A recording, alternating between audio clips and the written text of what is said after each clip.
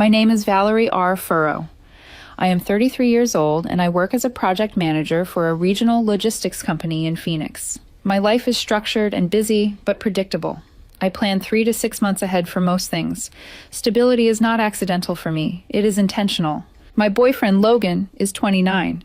We had been together 4 years and engaged for 8 months. We lived together in a condo I bought before we met, and the wedding was scheduled for late September. Logan works in event marketing. He is social, sharp with sarcasm, and very aware of how he presents himself. His calendar is full of trips, birthday dinners, networking events, and what he calls spontaneous nights that somehow require a new outfit each time. When we got engaged, it felt like a natural step. We had already combined some finances, opened a joint savings account for the wedding, and started touring venues. His parents were contributing. Mine were handling the rehearsal dinner. Deposits were paid. Invitations were being designed. On paper, everything looked stable. The first sign something was off did not come as a dramatic betrayal. It came wrapped in what Logan described as honesty. About 3 months before the wedding, Logan started talking about his bachelor party, like it was less about celebrating the relationship and more about testing it. He joked in front of friends about needing one final taste of freedom before being locked down. He said it with a laugh and a sharp look at me, like he was daring me to react. His friends found it hilarious. I did not. I do not mind jokes. I mind patterns. The comments became more pointed. He talked about how marriage changes people, how this was his last chance to feel completely unattached. Each time he framed it as empowerment, each time he watched my face closely after he said it. I did not argue in public. I do not debate serious things in front of an audience. Instead, I started paying attention, because when someone repeatedly brings up their final night of freedom before they are even married, that is not random. It is preparation. About 6 weeks before the wedding, Logan sat across from me at our kitchen island with a glass of wine and that deliberate calm tone he uses when he thinks he is being reasonable. He said he wanted to set expectations about his bachelor weekend in Miami. 3 nights, no curfew, no check-ins, no rules. He said he did not want to feel monitored or judged. I asked what specifically he thought I would judge. He smiled in that tight way he does when he believes he is intellectually superior in the moment. He said women get insecure when men have fun. He said he did not want to spend his last single weekend reassuring me. Last single weekend. I reminded him he was not single. He corrected me. Technically not married yet. That distinction mattered to him more than it should have. I kept my voice level and asked directly what he meant by a final taste of freedom. He rolled his eyes and said I was being dramatic, that it was just dancing, flirting, feeling desired. He said marriage is forever and he deserved one uninhibited weekend before signing his life away. Signing his life away? I asked if he felt trapped. He said no, but added that most men secretly mourn the loss of options when they get married. He claimed he was just honest enough to admit it. That was the first time I felt something shift in me. I am not naive. I know people get nervous before marriage, but nerves sound like doubt, not entitlement. They sound like vulnerability, not a list of permissions. I told him clearly that if his idea of freedom included acting single, then we needed to reconsider what engagement meant. He laughed and accused me of trying to control his body before we were even married. I did not raise my voice. I simply said that if he needed to simulate being unattached in order to commit, that told me something important. He called me rigid. I called it alignment. He ended the conversation by saying I needed to trust him, and I realized he was framing this as a loyalty test, not of his behavior, but of my tolerance. That is when I started thinking seriously about what would happen if his weekend matched his rhetoric. The week before Miami, the tone escalated.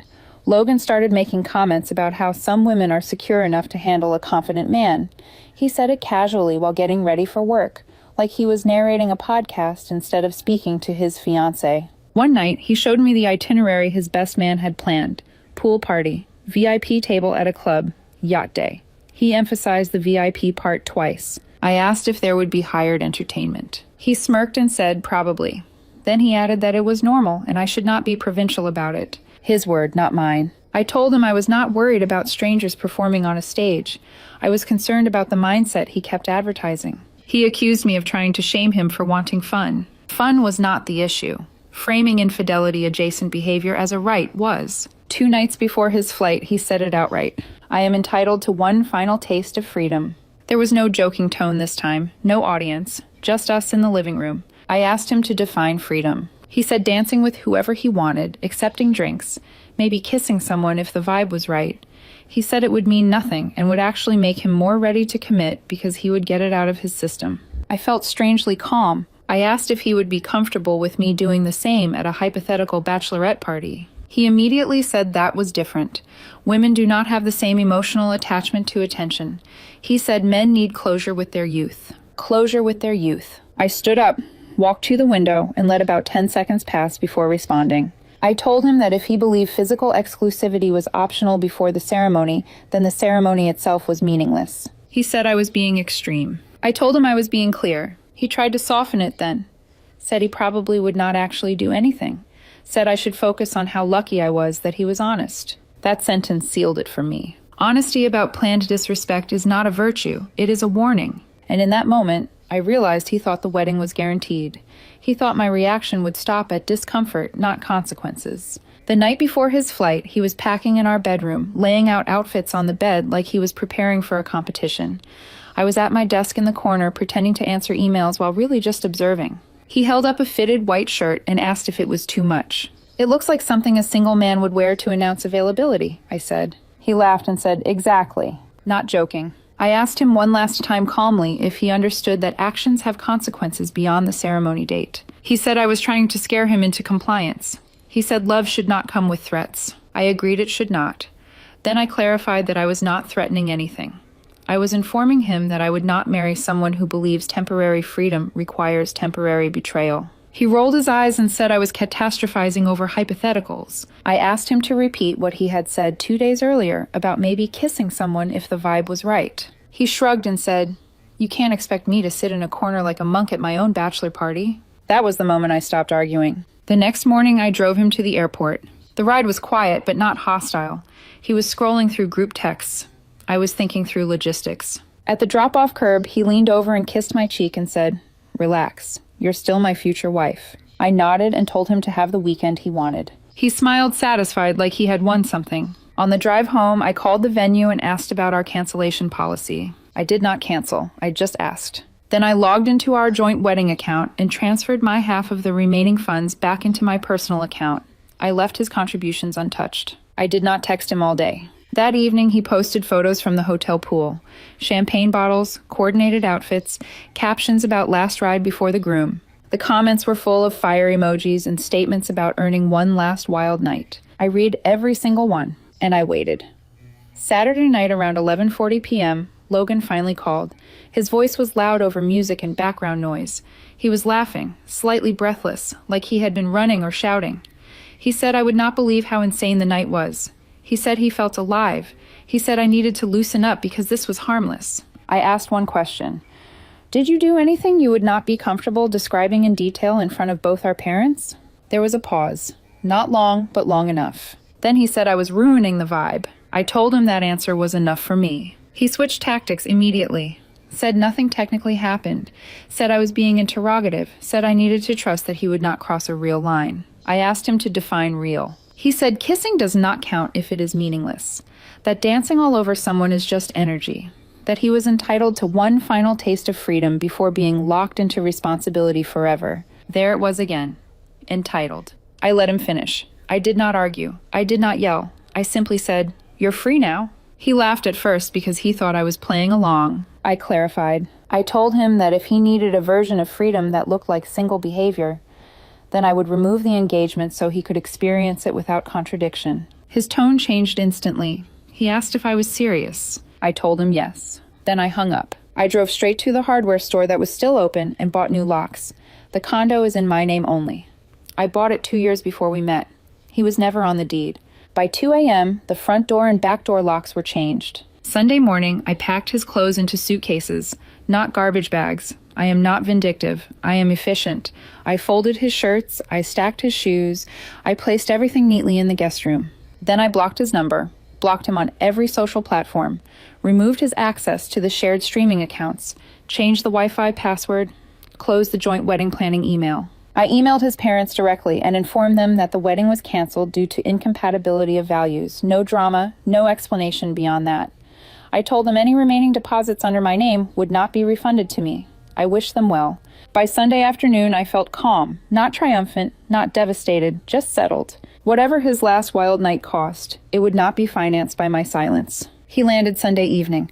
I know because one of his friends, still public on Instagram, posted a story from the airport. Groom squad returning home, hangovers and secrets. My phone never rang. Around 7:15 p.m., my doorbell camera notification went off.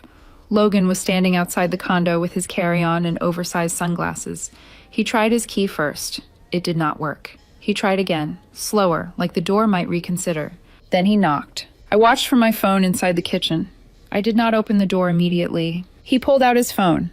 A few seconds later, my blocked call notification flashed silently, then another, then another. He started knocking harder. I opened the door but did not step aside. His first sentence was, "What's wrong with the lock?"